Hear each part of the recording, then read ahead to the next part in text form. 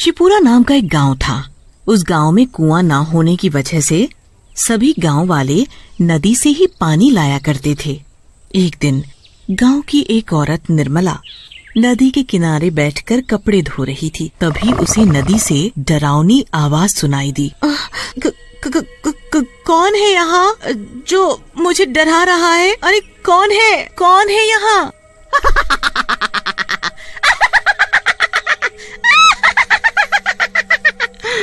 मैं हूँ, मैं। चुड़ैल भागो यहाँ से, भाग जाओ यहाँ से। निर्मला अपने कपड़े छोड़कर गांव में भाग जाती है। अरे ओ गांव वालों, सुनो, उस नदी पर मत जाना, उस नदी में एक चुड़ैल है। अरे क्या बोल रही हो बहन? चुड़ैल नदी में? सुबह ही तो हम सभी औरतें उस नदी से पानी भरकर लाई हैं, तब तो कोई चुड़ैल हमें दिखाई नहीं दी। कहीं तुम नींद में तो नहीं हो? अरे तुम लोगों को मेरी बातों पर यकीन नहीं है ना, तो खुद ही जाकर देख लो। हाँ भाइयों, चलो तो जरा नदी पर, हाँ, देखें कैसी चुड़ैल है।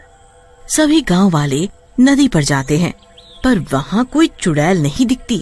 अरे यहाँ तो कोई चुड़ैल मुड़ैल नहीं है, निर्मला को कोई वहम हुआ होगा। चलो भाइयों, अपना काम करें, हाँ? गांव वालों को नदी पर कोई चुड़ैल नहीं दिखती। फिर सभी लोग वहाँ से चले जाते हैं। अगले दिन सुबह सुबह सभी नदी पर आते हैं। कोई पानी भरने आता है, कोई कपड़े धो रहा होता है, तो कोई उसमें नहा रहा होता है। चुड़ैल नदी के अंदर थी, तो वो ये सब देख रही थी। ये सभी गांव वाले फिर नदी पर आ गए। ये ऐसे नहीं मानेंगे, इनका कुछ न कुछ तो करना पड़ेगा। तभी नदी पर गांव का एक आदमी सुखिया नहाने के लिए आता है। जैसे ही सुखिया नदी में नहाने के लिए अंदर घुसता है, नदी में अंदर बैठी चुड़ैल उसका पैर पकड़ लेती है। अरे अरे अरे अरे मेरा पैर किसने पकड़ा है? कौन है भाई नदी के अंदर?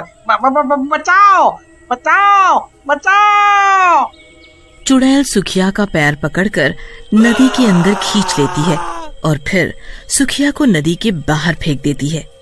सुखिया बेहोश हो जाता है। गांव के कुछ लोग सुखिया को वहाँ पड़ा देखते हैं।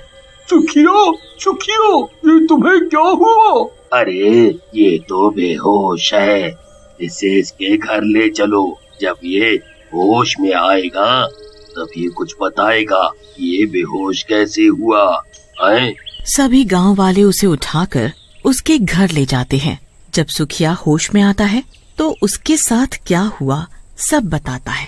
भाइयों, मैं सच बोल रहा हूँ, नदी में कोई तो था जिसने मुझे नदी में खींच लिया था। अरे ये क्या हो रहा है? पहले निर्मला और अब ये सुखिया, तुम दोनों का दिमाग तो नहीं खराब हो गया? तुम लोग मेरी बात पर यकीन क्यों नहीं करते?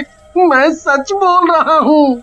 अरे भाइयों, देख नहीं रहे कितनी भयंकर गर्मी पड़ रही है। गर्मी की वजह से सुखिया बेहोश हो गया होगा और कुछ नहीं। हाँ, तुम सही बोल रहे हो। ये सुखिया तो कुछ भी बोले जा रहा है। फिर सभी गांव वाले वहाँ से चले जाते हैं। कोई भी सुखिया की बातों पर यकीन नहीं करता। फिर भी सभी लोग नदी पर जाते, वो भी वहीं कपड़े धोने लगती हैं। तभी उस चुड़ैल की भयानक आवाज आती है और सभी औरतें वहाँ से भाग जाती हैं। उसके बाद जब गांव वालों को पता चलता है, अब सबने जाने की तैयारी कर ली। हाँ काका, हमने अपना सामान पैक कर लिया है। चलो चलते हैं। ठीक है, चलो। तभी गांव का एक व्यक्ति शामू, जो उस गांव का नाई था। नहीं, आप लोग ऐसे डर कर गाँव छोड़कर नहीं जा सकते हैं। हमें इस समस्या का समाधान खुद ही करना होगा। तो क्या किया जाए जिससे चुड़ैल से बचा जाए? चलो गांव के सरपंच के पास जाकर ये सब बताते हैं और समस्या का समाधान भी पूछते हैं। ठीक है। और सरपंच के पास जाकर सब कुछ बताते हैं। गांव के पास ही एक हनुमान मंदिर है जो कि बहुत प्रसिद्ध है। क्यों ना हम सब वहाँ चलें? चलो, चल के देखते हैं। तभी वो सभी हनुमान मंदिर पहुँच जाते हैं। पंडित जी, हमारे गांव में नदी में जो चुड़ैल है उसने गांव में बहुत आतंक मचा रखा है। वो हमें बहुत परेशान कर रही है और उसने कई लोगों की जान भी ले ली है। कृपया आप कोई उपाय बताएं और हमें इस परेशानी से बचाएं। हाँ, समस्या तो आपकी बहुत गंभीर है, लेकिन भगवान भी तो हैं, उसकी भी तो कोई शक्ति है। तो आप बताइए क्या किया जाए? हमें कल नदी के पास जाकर श्राप मुक्त हवन करना होगा। तुम लोग जाके हवन की सामग्री इकट्ठा करो। उससे क्या होगा पंडित जी? हवन करने से जो धुआं निकलेगा उस धुएं से चुड़ैल श्राप मुक्त हो जाएगी। ठीक है। अगले दिन वो सब वहाँ पहुँच जाते हैं। चुड़ैल वहाँ आके खड़ी हो जाती है।